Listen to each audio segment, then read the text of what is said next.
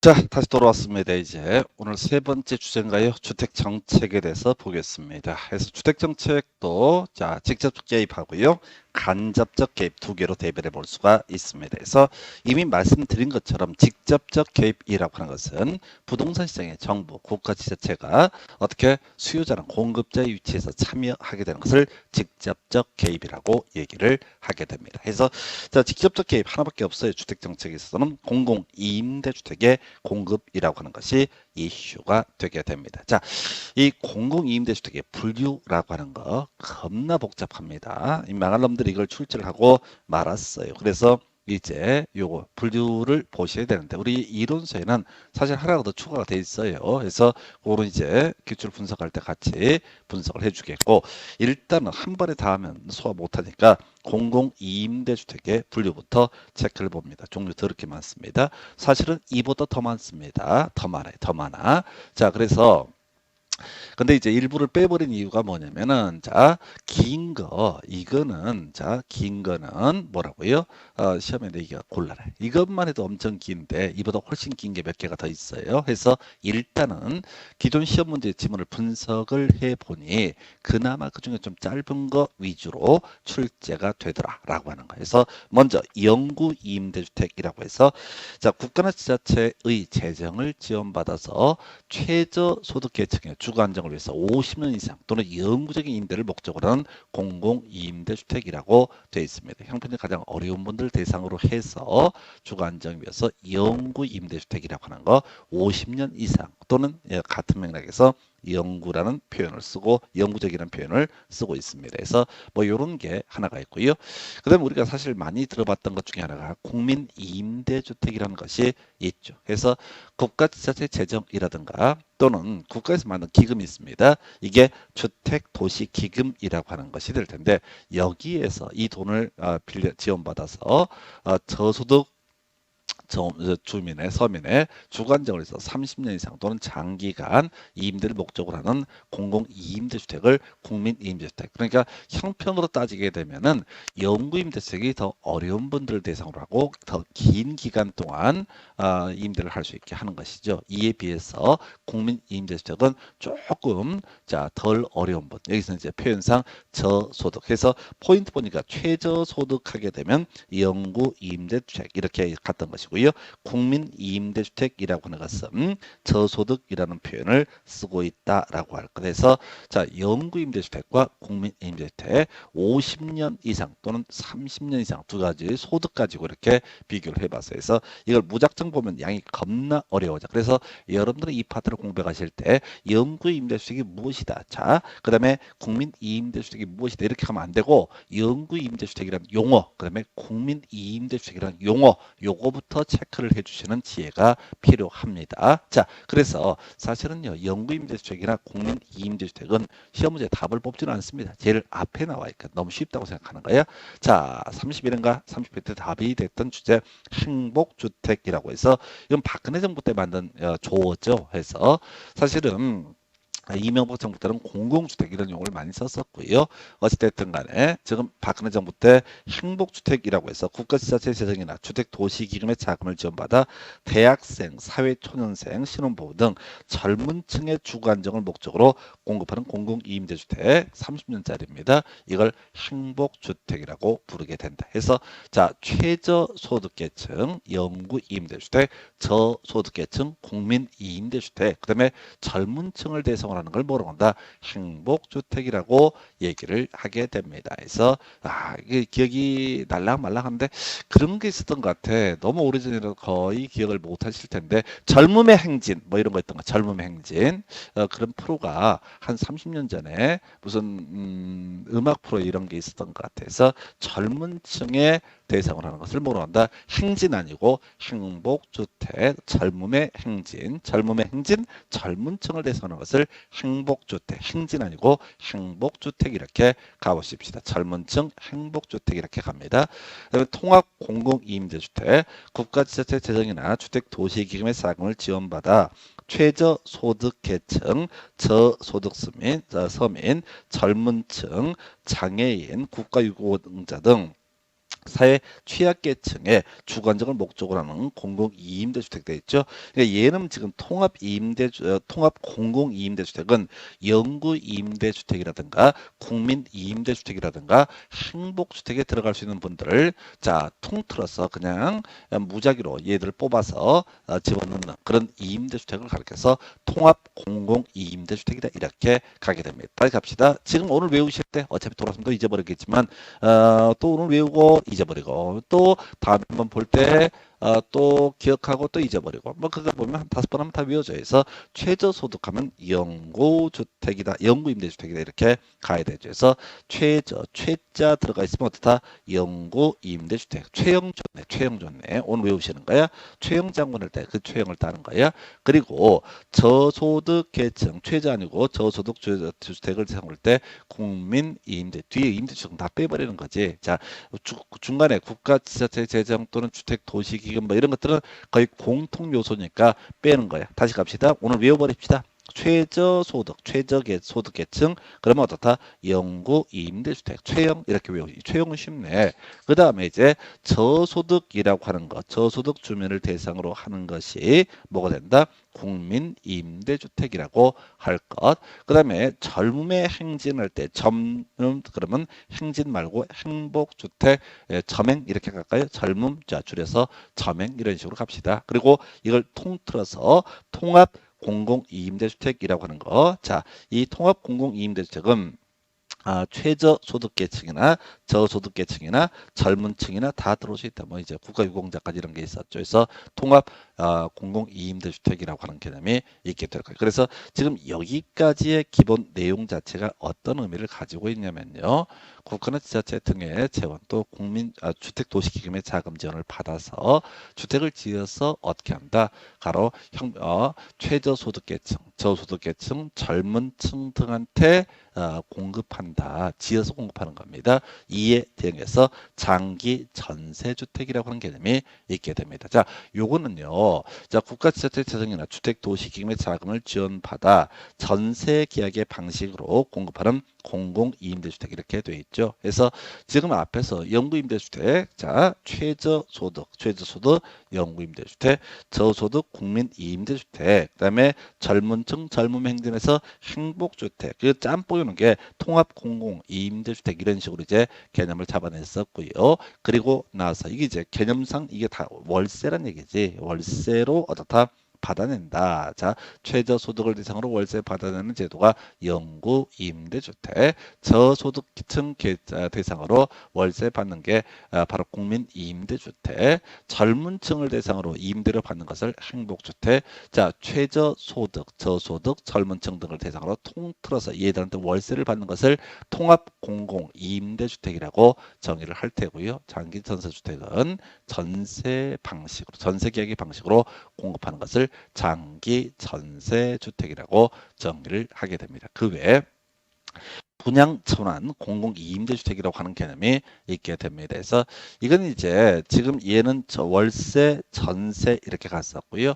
이건 소유권 자체가 넘어가는 거죠. 그래서 일단 임대주택에 들어가서 살고 이게 이제 나중에 어디서 민법 파트에서 집합건물법 할 때 한번 얘기할 텐데 분양 전환이라는 단어가 나와요. 그래서 임차인한테 월세를 받던 임차인한테 뭘 주는 거야? 소유권 자체를 넘겨주는 거. 이걸 이름하여 물론 돈 받습니다. 공짜 아니에요. 분양 전환 공공이임대주택이라고 정의를 하게 됩니다. 자, 정리 다 주셨죠? 그래서 이제 외우셔야 돼. 최영이라고 하는 거, 최영이라고 하는 거. 자, 최영 이렇게 외우셨고 적국했고 젊음의 행진, 점행 이렇게 갔었고요. 그 다음에 통합은 어렵지 않을 테고, 그 다음에 전세, 장기 전세주택. 이게 이제 월세 개념에 대비해서 장기 전세주택. 그 다음에 이제 전세가 아니라 아예 소유권 자체를 넘겨버린다는 개념. 이걸 분양 전환, 공공임대주택 이런 식으로 갑니다. 다시 최영이라고 하는 거, 저국이라고 하는 거, 그 다음에 점행이라고 하는 거. 최영, 저국, 점행. 이것만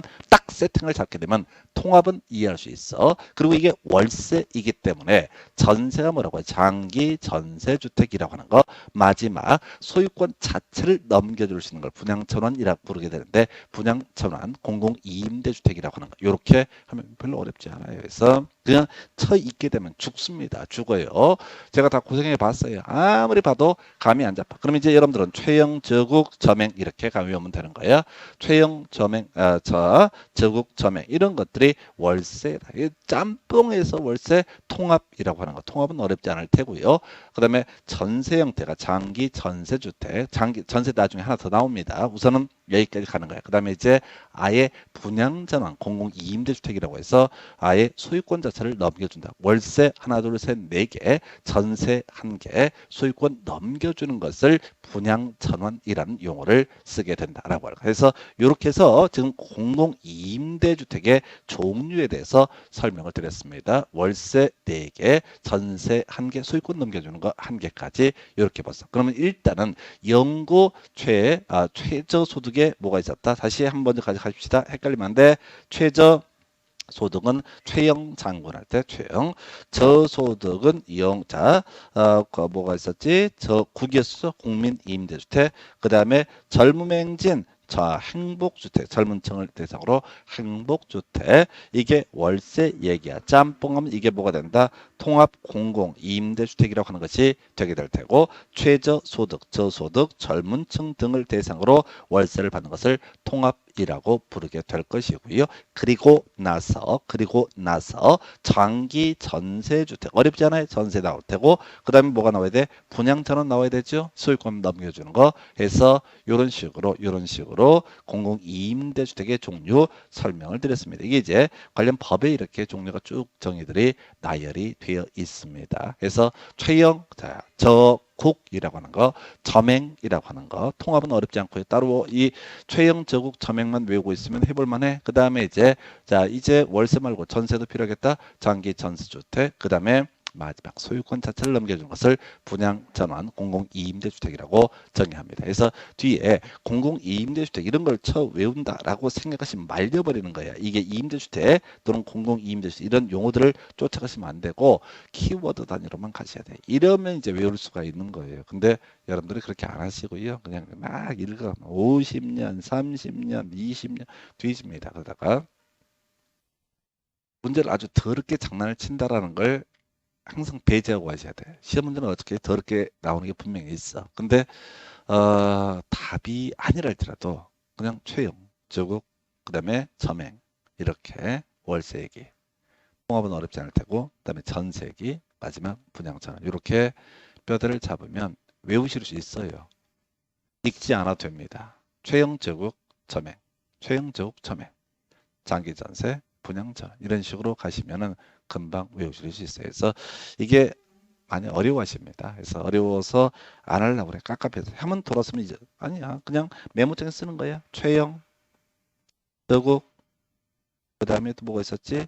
점행, 젊은이, 행진, 행복 이렇게 갔었고 그 다음에 전세, 분양전환까지 결국 월세와 전세와 분양전환 이런 식의 구조로 보시면 이게 암기가 될 거예요. 자, 그럼 요즘 잘 내지 않는데 안 나왔었던 주제인데 공공 2임대주택 공급의 효과에 대해서 보겠습니다. 미리 답부터 외우고 들어가셔야 됩니다. 그래서 단기 시장은 볼 거 없고요. 단기 시장 설명드릴 텐데 제발 이해하려고 하지 말고 무조건 공공 2임대주택 공급의 효과를 논함에 있어서는 장기가 출제 포인트. 자, 한번 설명드리겠습니다. 자, 지금 어떤 지역에 어떤 특정한 도시에 지금 임대주택은 별게 아니고 월세, 전세 이런 주택을 다 뭐라고 한다? 임대주택이라고 부르게 됩니다. 그래서 이 동네에 전월세 다 묶어서 임차해 주는 주택이 100호가 있다고 한번 해보겠습니다. 월세는 그냥 50만 원이라고 한번 정해서 전제를 한번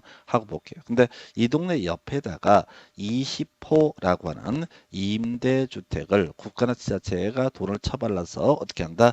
공급을 한다고 해보겠습니다. 그럼 이제 이 임대주택은 국가나 지자체가 하는 것들은 이렇게 국가지자체 재정이라든가 이런 목적이기 때문에 쌓여요. 예를 들어서 얘가 50만 원인데 얘가 40만 원이라고 한번 전제를 해보겠습니다. 자, 여러분이 임차인이면 어느 쪽을 활용하겠습니까? 당연히 어떻다? 공공임대주택 이쪽에 가서 살게 되겠죠. 그래서 자 가보겠습니다. 100명 중에서 20명이 어디로 간다? 공공임대주택으로 이전을 해 가게 될 것이다. 그러면요, 이 동네는 뭐가 문제가 돼? 공급은 100호인데 수요는 얼마? 80호밖에 없는 상태야. 그러면 임대주택의 임대료가 어떻게 되겠습니까?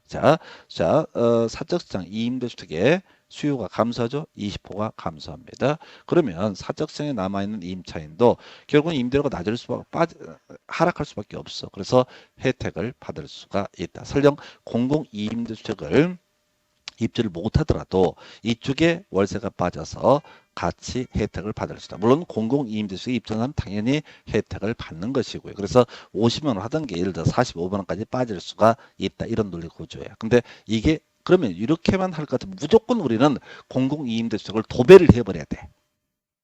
그러면 저소득, 최저소득, 아까 젊은 층, 뭐 등등등 이런 사람들이 살기가 겁나 편해질 거야. 그럼 되느냐? 꼭 그것만은 아니라는 거죠. 정부가 부동산 시장에 개입한다고 해서 항상 긍정적인 효과만을 가져오는 것은 아닙니다. 이게 시험 문제 포인트야. 자, 그래서 장기 보겠습니다. 자, 지금요 상황을 한번 분석을 해보겠습니다. 이 동네에 임대주택이 100호가 공급이 되는데 수요가 80호. 그러면 20호는 어떻게 돼? 공공임대주택에 입주한 사람은 별 상관없어요. 자, 20호는 자 잉여죠. 남는 거죠. 그러면 이 사람들이 우리 공법에서 공부하게 되는 건데 주택으로 쓰이고 있던 거 월세 뭐 50만 원 받아야 마진이 되는데 45밖에 시장 가격상 못 받아. 그럼 결국은 이 20호는 어떻게 할 것이다? 주택 외 용도로 용도 변경이 이루어질 겁니다. 그러면 결국은 사적 시장에 남아있는 이 임대주택은 얼마? 80호밖에 남지 않게 됩니다. 그래서 자 이렇게 이 부분을 정리합니다. 사적 임대주택 시장의 공급 감소 20호가 용도 변경이 된다는 얘기예요. 그러면 결국은 80호의 수요가 있다면 80호밖에 공급이 없다는 얘기지. 그래서 결과적으로 사적 시장의 임대료가 종국적으로 상승하게 될 것이고 그러면 사적 시장에 남아있는 임차인의 경우 혜택을 받을 수가 없다. 결국은 월세가 50으로 올라가게 될 것이다. 이거를 고개를 끄덕끄덕하면서 이해하시면 안 돼. 공공임대주택의 공급이라는 얘기만 나오게 되면 장기적으로 사적 시장에 남아있는 사람은 어떻다? 계피를 보게 됩니다. 이렇게 미리 선입관을 가지고 가셔야 됩니다. 작년인가 요거 정의를 갖고 냈어요. 다시 갑시다. 최영, 저국, 점행 이렇게 정리하시고 그러면 전세, 분양 전환 이런 식으로 가게 되는 거예요. 그리고 설령 이런 공공임대주택을 공급을 한다 해서 무조건 사적 시장의 임대료가 꼭 낮아지는 것만은 아니다.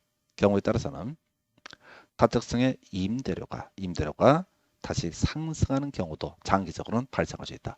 꼭 그렇다는 얘기는 아닙니다. 근데 항상 우리가 시험 문제를 구성할 때는 상식적으로 좀 이상한데 라고 하는 것들을 가지고 구성을 하거든요. 물론 이게 사적 시장의 적정한 임대료가 만약에 50인데 한 80만 원씩 받았다. 그러면 이제 50까지 하락한다. 이렇게 50만 돼도 임대업자 입장에서는 마진이 남다고 한다면 공공임대주택의 공급에 따라서 이쪽도 싸게 들어가고 여기 있는 남아있는 사람도 다 혜택을 받을 수 있다. 근데 어차피 시험이라고 하는 게 약간 도식적이야. 특이한 걸 갖고 구성을 합니다. 그래서 공공임대주택을 공급을 하게 되면 분명히 임대료가 하락할 것 같은데 장기적으로 전국적으로 다 사적장의 주택 임대료가 다시 올라갈 수가 있다. 그래서 공공임대주택에 입주한 사람만 어떻다 혜택을 받을 수가 있다. 이런 식의 논리구조 이렇게 보게 됩니다. 그래서 주택 정책 중에서요. 지금 이제 직접적 개입 공공임대주택의 공급이라는 개념에 대해서 설명을 드렸습니다. 자, 앞에서 우리 공부하셨던 주제들 토지시장, 주택시장 좀 애매한데 직접적 개입에는 공공개발이라든가 바로 공공토지 비축이라는 개념이 있었고 주택정책 확실한 게 공공임대주택의 공급이다. 이렇게 정리를 하게 됩니다. 자, 그러면 이제 남아있는 주제 주택 정책 중에서 간접적 개입, 구질구질한 몇 가지들 보겠습니다. 자, 사실은 이 주제는 아까 우리가 토지 정책 관련해서 지역 지구제라든가 지구 단위계획, 토지적 성평가, 국토계획법에서 2차 과목에서 설명을 한다고 그랬어요. 자, 주택 정책 관련해서 간접적 개입이라고 해서 자, 지금 드리는 말씀들은 사실 주택법이라는 2차 과목에서 다뤄지는 제도입니다. 그래서 선분양, 후분양 제도라고 하는 것이 있죠. 그래서 선분양 제도, 자, 먼저 분양하는 제도다라고 이렇게 얘기합니다. 그래서 읽지 말고 주택 완성되기 전에 먼저 분양하는 제도, 이걸 우리가 뭐라고 한다? 선분양 제도.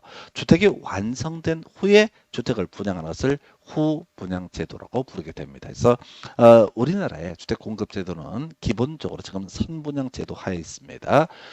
이건 이제 우리 역사와 관련이 되어 있는데, 자, 박정희 개발정부 시절 그때가 이제 문제가 되게 되는데, 박정희 정권 하에서 이 공업화 이걸 이제 시도를 하죠. 그래서 농촌 사회를 공업화를 이렇게 바꿔야 돼요. 근데 이제 그때만 하더라도 이게 사회 시스템이 완비가 안 돼 있다 보니까 시골에서 도시로 이제 몰려오게 됐을 때 이 사람들이 자, 뭐 일부는 뭐 형편되는 분이든 안 되는 분이든 주택이 공급이 되게 부족한 상태에 이르게 됩니다. 그래서 주택이 완성되기 전이라는 게 원칙적으로 40%입니다. 그래서 이런 건 이제 아주 디테일한 부분이고 실질적으로 보증을 받게 되면 40%안 돼도 분양을 할 수가 있습니다. 그건 그다음 문제고, 자, 일단은 주택이 완성도 되기 전에 앞으로 주택을 분양받을 사람들에게 돈 받아가지고 소비자로부터 그 재원을 확보해서 실질적으로 주택을 공급하는 방식, 이걸 우리가 뭐라고 한다? 선분양 제도라고 정의를 하게 됩니다. 그래서 핵심은 주택 건설 지원을 중심축 누구한테 주로 끌어오느냐? 소비자가 내야 되는 제도를 선분양 제도. 자, 그래서 이 선분양 제도 하에서는 후분양 제도보다요, 공급자 입장에서는 돈이 없어도 소비자한테 미리 받아서 집을 지을 수 있으니까 주택 공급량을 늘릴 수가 있죠. 그 다음에 대신 가수요, 소위 분양권 전매 등이 문제가 되게 된다라고 할까. 그래서 나중에 이제 공부하게 될 게 분양권 전매 등을 제한하는 제도, 분조트라고 해서 분양권 상한제, 조정 대상지역, 투기 과열 지역에서는 일정한 요건하에서 바로 이 분양권을 전매할 수 없다. 물론 주택으로 분양을 받은 후에도 일정 기간 전매할 수 없다. 얼마냐? 그런 것들은 워낙 지역별로 편차가 크기 때문에 시험에 나오지 않는다. 자, 후분양 제도는요, 이 주택 건설 재원이라고 하는 것을 자, 지금 소비자로부터 공급받는 방식이 아니죠. 이거 잘못되어 있다. 그래서 자, 지금 공급자가 스스로 주택 건설 재원을 확보하는 방식 다 완성한 다음에 자, 요 맞구나 해서 요 다시 한번 가볼게요. 자, 완성된 후에 먼저 자기 돈으로 집을 지어놓고 소비자로부터 그 재원을 바로 확보하는 공급 방식. 표현이 어렵다. 그래서 하여튼 완성되기 전에 먼저 소비자로부터 받게 되면 선분양, 완성된 후에 받게 되면 이걸 후분양이라고 부르게 됩니다. 자, 그래서 이때 공급자 입장에서는 뭐죠? 집 지을 돈이 있어야 되기 때문에 자, 주택 공급량이 부족해질 수가 있다. 그러나 후분양 같은 경우 완성된 후에 분양을 하기 때문에 주택의 하자 발생 가능성이 낮다라고 할까. 완성된 후에 우리가 완성된 집을 봐서 하자가 있으면 안 사버리거든요. 그래서 이렇게 선분양 후분양 제도, 자, 이 30회 때가 답이 됐었죠. 그래서 자, 결국은 주택 건설 재원은 전국적으로 누구한테 받아낸다? 소비자부터 받아를 내게 될 텐데, 만약에 완성되기 전에 받게 되면 이걸 선분양, 완성된 후에 주택 건설 재원을 소비자로부터 받아내게 되면 이걸 후분양 이라고 부르게 된다 해서 내용은 어렵지 않습니다. 자, 그다음에 주택조합제도, 요건 이제 역시 주택법이라는 법을 봐야 되는데, 이거는 이제 선분양, 후분양 이런 얘기는 다 주택건설 회사가 집 지어서 분양하는 제도를 얘기하게 됩니다. 이에 비해서 자, 조합을 결성해서 지들이 직접 지어서 스스로 분양을 받는 제도, 이걸 우리가 주택조합제도라고 부르게 됩니다. 그래서 종류가 바로 지역주택조합, 직장주택조합, 리모델링 주택조합, 이런 식으로 이제 구분을 하게 됩니다. 사실은 깊이 다룰 건 아니고요. 자, 일반 건설업자가 주택을 분양하는 경우 이게 공급되기 전에 돈을 받느냐가, 자, 완성되기 전에 받느냐, 완성된 후에 받느냐에 따라서 선분양, 후분양, 완성되기 전에 받으면 선분양, 완성된 후에 받으면 후분양, 이렇게 이제 그림을 잡아가게 되는데, 문제는 이 주택조합은 스스로 집 지어서 분양을 받는 같은 동네 분들 지역조합, 같은 직장 분들 자, 직장주택조합이라고 볼 테고, 그래서 리모델링, 증축과 대수하는 목가서 우리가 리모델링이라 부르는데, 그 주택단지 소유자들의 리모델링 주택조합이라는 것을 결성을 해서, 예, 요걸 가지고 리모델링해서 뭐 분양을 받는 개념은 아니죠. 그래서 요건 자세한 내용은 주택법에서 논의를 할 겁니다. 그래서 주택의 공급 과정에서의 몇 가지 쟁점 보셨고요. 그 다음에 이제 우리가 앞에서 분양권 전매 뭐 이런 것들 말씀드렸습니다. 그래서 선분양 하에서는 분양권 전매 등이 문제가 된다. 그래서 지금 당장 필요 없는데 이 분양을 받아놓으면 돈이 되기 때문에 가수요가 발생하는 문제가 있다라고 했었고요. 제가 이제 줄여서 공급질서라고 되는데, 자, 일단은 이 자세한 내용 여기서는 외울 수 없고요. 여러분들은 분야가 상한제, 조정 대상 지역, 투기 과열 지구라고 하는 이 용어를 기억하실 거예요. 분양가 상한제, 조정 대상 지역, 투기 과열 지구. 자, 요걸 이제 이렇게 순서를 나열한 게 분조투 이렇게 외우셔야 돼요. 그래서 분조투는요. 자, 일단은 분양가 상한제는 뒤에 공부하겠지만 국토교통부 장관과 관련이 되어 있습니다. 조정 대상 지역, 사실 투기 과열 지구보다 규제가 센 거죠. 바로 국토부 장관과 관련되어 있고, 투기 과열 지구는 국토부 장관 또는 시도지사와 관련되어 있다. 이게 나중에 누가 지정을 하고, 분양가 상한제 적용 지역을 누가 지정을 하고, 그다음에 조정 대상 지역을 누가 지정을 하고, 투기 과열 지역을 누가 지정하고, 이런 게 양이 워낙 방대하기 때문에 하나하나 읽어가다 보면 진짜 힘듭니다. 그래서 이걸 제가 분조투라고 외우셔야 됩니다. 자, 그다음에 분양가 상한제라고 하는 거, 이게 공급자가 분양가를 마음대로 책정할 수 없다라고 하는 거, 이런 제도가 분양가의 상한을 지자체에서 통제하는 제도, 이걸 분양가 상한제라고 부르게 됩니다. 예, 근데 분양가 상한제를 적용하는 게 너무 많아요. 그래서 도시형 생활주택이라고 하는 개념과 관광특구 나와 있죠. 이런 경우에는 어떻다? 분양가 상한제를 적용하지 않는다. 물론 실질적으로는 자, 훨씬 더 도시형 생활주택이 뭐냐, 관광특구라고 할지라도 50층 이상이거나 150m 이상이거나 이런 요건이 있어. 근데 여러분들은 시험을 보셔야 된단 말이야. 그래서 자, 분양가 상한제에서 지금 최근 5년 사이 2번 구성했었죠. 모든 키워드는 적용이라고 하는 것을 키워드로 삼습니다. 자, 무조건 분양가 상한제 적용합니다. 근데 안 되는 거 두 가지. 도시형 생활주택, 그 다음에 관광특구 들어가면 어떻다? 이것은 분양가 상한제를 적용하지 않는다. 해서 이 파트는 지금 5년 사이 2번 구성할 때 적용한다, 적용하지 않는다만 가지고 구성해. 도시형 생활주택이 뭔지 아직 공부 안 하셨습니다. 공법할 때 공부하셔야 돼. 관광특구라고 하는 게 자, 지구단위 계획할 때 공법할 때 또는 나중에 주택법에서 따로 설명을 드리게 됩니다. 그래서 그저 잘 모르면 분양가 상한제 다 적용한다고 돼 있는데 법에서 분양가 상한제를 적용하지 않는다라고 규정하고 있는 게 도시형 생활주택과 관광특구 들어오면 어떻다? 분양가 상한제 적용하지 아니한다라고 할까. 해서 결국 이제 이 효과도 이제 요 근래 안 나왔는데 지금 적용 얘기만 계속 나오고 있거든. 그래서 문장이 길어. 그래서 뒤쪽을 봐서 적용이라는 키워드를 먼저 잡아내게 되면 문제를 풀 수 있고, 그냥 읽어버리면 이게 뭐라고 시부리는지 감을 못 잡는 거야. 그래서 적용하지 아니한다는 명제 앞에 두 개가 있어야 된다고. 도시형 생활주택, 관광특구라고 하는 것이 들어가 있으면 이것은 적용하지 않는다. 그럼 나머지는 무조건 다 어떻다? 분양가 상한제를 적용한다. 이렇게 시험용으로 공부를 하셔야 돼. 자, 그 다음에 너무 오래전 문제이고 요즘에 잘 안 내왔던 건데 하도 적용 얘기가 출제가 되기 때문에 예상해 보는 거.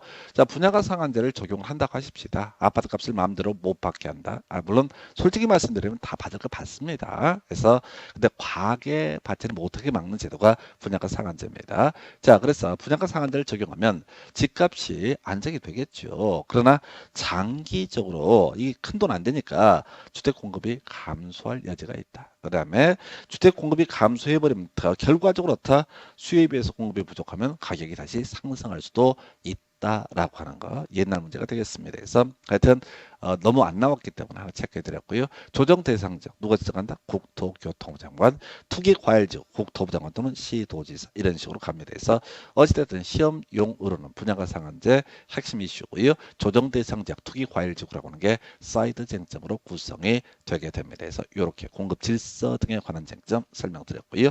그 다음에 이제 검토 드릴 주제, 바로 임대료 관련한 규제 중에서 임대료 규제라고 하는, 자, 통계적으로 거의 100% 출제가 되는 것이 임대료 규제, 이렇게 마음 잡수셔야 돼. 그래서 자, 시장에서요, 자, 이 월세가 만약에 원룸 하나당 50만 원 받고 있다고 하십시다. 근데 정부에서 이거 너무 많이 받는다라고 해서 자, 규제를 하는 방식이 두 가지가 있을 겁니다. 그 중에 하나가 자, 야 60만 원 이하로 받아라고 하는 것이 있을 테고요. 야 40만 원 이하로만 받아라고 하는 경우 두 가지가 있게 된다. 자, 지금 시장 가격이 50에 형성이 되는데 정부에서 갑자기 뜬금없이 60만 원 이하로 받아라. 즉, 자 규제 임대료라고 하는 것이 시장 임대료보다 높은 경우가 있게 된다. 그럼 어떻게 되겠어요? 아무 상관이 없지. 어차피 50만 원 받고 있는데 뭐로 쓸데없는 얘기를 합니까? 그래서 규제 임대료, 정부가 발표하는 규제 임대료, 용어 어려워. 규제 임대료가 시장에서 형성된 임대료, 시장 임대료 또는 규정 임대료보다 높게 설정돼 있다. 50 받고 있는데 60이라고 설정돼 있다. 그러면 이 임대주택 시장에 영향을 주지 않는다라고 하는 너무나 당연한 얘기죠. 그럼 낮은 경우는 어떻게 될까요? 그래서 지금 50만 원 받고 있는데 정부에서 강제적으로 40 이하로 받아라라고 한번 해보겠습니다. 그러면 이제 다른 거 빼버리고 수요부터 가볼까요? 자, 규제 임대료가 시장 임대료보다 낮을 때 초과 수요가 발생한다. 용어 설명드립니다. 자, 이게 뭐냐면은 지금 시장 임대료 50만 원이야. 그래서 이 아이가 대학생 아이인데 살기 구질구질해. 엄마가 맨날 잔소리가 지랄이야 그냥 짜증나게 확 집을 나와버리겠 하는데 내가 50만 원이 없네. 그래서 오늘도 엄마의 핍박, 아빠의 핍박을 받으면서 집에 뭐 시간 맞춰서 기어 들어가고 많이 힘듭니다. 자, 그런데 정부에서 40만 원까지 이하로 받아라. 얘가 계산해 보니까 자, 알바하고 뭐 이런저런 비용하면 40만 원 집 나올 수 있을 것 같아. 그래서 어떻다? 원래 집에 짱박해서 엄마한테 혼나야 될 그 대학생이 튀어나올 수 있다. 이걸 우리가 초과 수요가 발생한다. 안 중요합니다. 이건 너무나 상식적인 얘기니까. 자, 그런데 공급 파트를 보겠습니다. 지금요 임대업자 입장에서 50만 원 받았습니다. 근데 정부에서 40만 원 이하만 받아라 강제합니다. 50만 원 받으면 깜빡이 쳐넣겠다고 정책을 발표했다 하십시다. 그래서 규제 임대료가 시장 임대료보다 낮은 경우라고 돼 있죠. 그러면 이제 공급이 어떻다? 감소하게 되겠죠. 나 임대사업 안 해 라고 해서 공급은 감소하고 주택의 질은 낮아지게 될 것이다. 그래서 약간 응용 들어가면 기존 임차인 의 주거 이전이라고 하는 것은 어떻다? 어려워진다. 그래서 내가 월세 살고 있는데 나는 50만 원 낼 능력도 되고 잘 하고 있는데 정부에서 40 이하로 받아라. 그러니까 이 주택 임대사업 하는 분들이 다 주택을 다른 용도로 용도 변경을 해버려요. 그러면 주택 질은 점점 낮아지게 될 테고 기존에 살고 있던 임차인은 주택이 공급 자체가 딸리니까 이사를 갈 데가 없다. 이게 주거 이전이 어려워진다라고 이렇게 해석을 합니다. 이게 비슷한 맥락이 아까 공공임대주택의 공급이 장기적으로 공급 감소라고 하는 문제와 사적장애 임대료 상승이라는 문제에 연결된다. 이 얘기와 같은 맥락이야. 그래서 자 높은 경우 너무 유치한 걸 이 내용 하나도 안 어려워. 근데 이게 이제 시험 볼 때는 맨정신이 아니거든. 힘들어가지고 이게 이제 높은 경우인지 낮은 경우인지를 제대로 안 읽고 실수를 하는 경우가 있습니다. 그래서 높은 경우 영향 주지 않을 테고 낮은 경우 공급 감소하고요. 공급이 포인트입니다. 바로 주택의 질은 낮아지게 될 것이다. 이렇게 정리를 하게 됩니다. 자, 그 다음에 마지막 주제가요. 임대료 보조라고 하는 것이 있게 됩니다. 그래서 임대료 보조는 수요자 보조와 공급자 보조가 있는데 우리가 시험에 다뤄준 건 수요자 보조. 세들어 사실은 분한테 일정한 비용을 지불하게 되는 것, 일정한 보조금을 주는 것을 임대료 보조라고 부르게 됩니다. 그래서 자 먼저 단기적인 상황 한번 보겠습니다. 그래서 자 수요자 보조. 자 똑같은 논리 보조야. 아까 시장 임대료가 50만 원에 형성이 돼 있는데 자 젊은 층이 대학생입니다. 엄마랑 계속 싸우고 있는 아이야. 자 그래서 얘가 알바하고 뭐 등등해서 50만 원을 못 만들어 못 나오고 있어. 그래서 맨날 엄마랑 지지고 볶고 싸워. 그런데 정부에서 젊은 층이 월세를 살게 되면은 어떻게 했다? 자 10만 원씩 보조를 해드리겠습니다. 라고 정부 정책을 발표를 하게 됩니다. 자 그러면 이제 아까 엄마랑 대판 싸고 나오고 싶어도 나올 수가 없었던 그 아이 자 10만 원 정부에서 보조해 주게 되면 어떻게 한다? 자기가 이제 융통 가능한 돈 30만 원에다가 40만 원 집 나올 수 있다 이거지. 그래서 단기적으로 봤을 때 집 나오는 애들이 겁나 많이 생기게 됩니다. 수요가 그러면 증가가 되는 거야. 얘 혼자 집 나오는 게 아니라 옆집에도 나오거든. 그래서 수요가 증가해. 그러면 어떻다? 가격은 상승하게 될 것이다. 뭔 소리냐? 지금 자, 지금 50만 원 받고 있어요. 근데 정부에서 정책 발표하기를 젊은 애들이 집 나와서 독립하면 월세 10만 원씩 보조해 준다라고 해서 원래 안 나올 애들까지 엄마의 핍박을 그냥 참고 지켜내야 했던 그 아이들까지 튀어나와. 그러면 이때 월세가 얼마? 52만 원이 되게 된다. 근데 얘는 그런 얘기죠. 실제 자기가 내는 건 42만 원이니까 어떻다? 튀어나올 수 있다. 그래서 단기적으로는 임대료가 상승하는 문제. 그러면 애들한테 돈 줘서 이렇게 주거 보조를 하면 안 되나요? 아니요. 장기적으로 보게 되면 이게 52만 원이 됐다고 치고요. 50만 원대는 투자를 할까 말까 했던 사람들이 이제 어떻게 한다고요? 자, 50이면 큰 돈 되네. 돈 된다고 이제 타산이 맞다고 이제 판단을 하게 되면 이 임대주택의 공급량을 늘리겠죠. 늘리게 되면 어떻다? 결과적으로 임대료가 하락하게 된다라고 하는 거예요. 그래서 하여튼 이런 것들이 지금 설명드릴 때는 사실 별게 아닌 것처럼 보이는데 시험 지문 속에서는 만만치가 않습니다. 자, 이렇게 해서 오늘요. 지금 정책론의 등장 원인 얘기하고요. 그 다음에 총설 하나 설명드렸었고 토지정책, 주택정책까지 설명드렸습니다. 자, 오늘 여기까지 진행을 하겠습니다. 자, 수고했습니다.